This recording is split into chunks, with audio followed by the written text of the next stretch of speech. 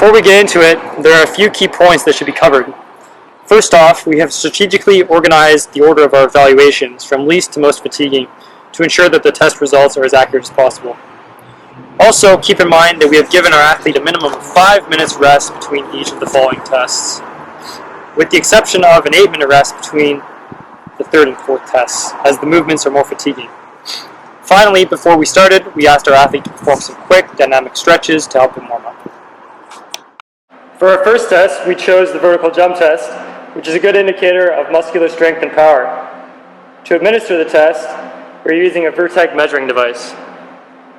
To begin, simply align all the pins and have the athlete stand directly beneath it. With feet flat on the ground, have the athlete reach as high as possible and displace as many of the pins as they can. Record the height as it will be needed for later. Next, reset the pins and have the athlete stand slightly farther away from the Vertec so they don't accidentally hurt themselves. Now, instruct them to jump and reach as high as possible with their fingers. Record their jump height and subtract the earlier standing reach height to determine your athlete's score.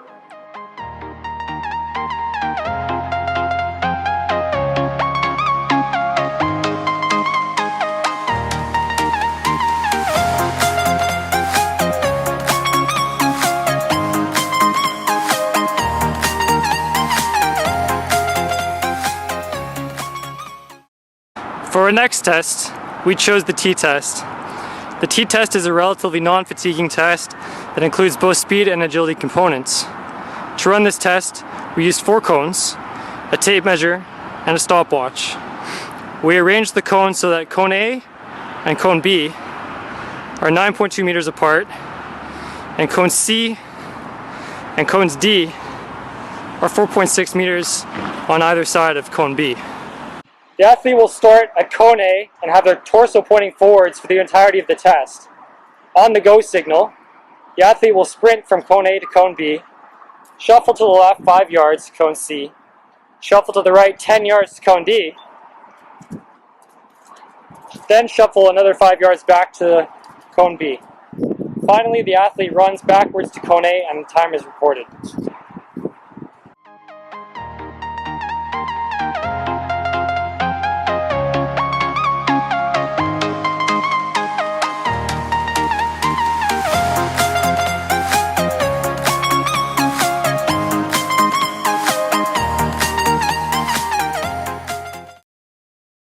For our third test, we've selected the push-up to fatigue test, which is a good indicator of muscular endurance.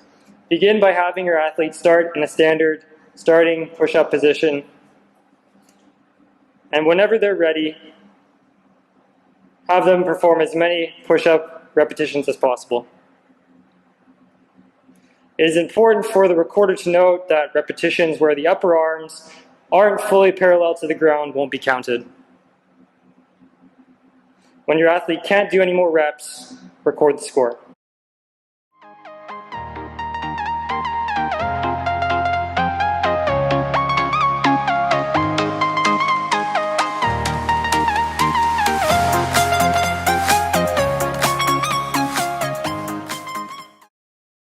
To conclude our evaluation, we've chosen the 300-yard test, which is a great way to gauge anaerobic capacity.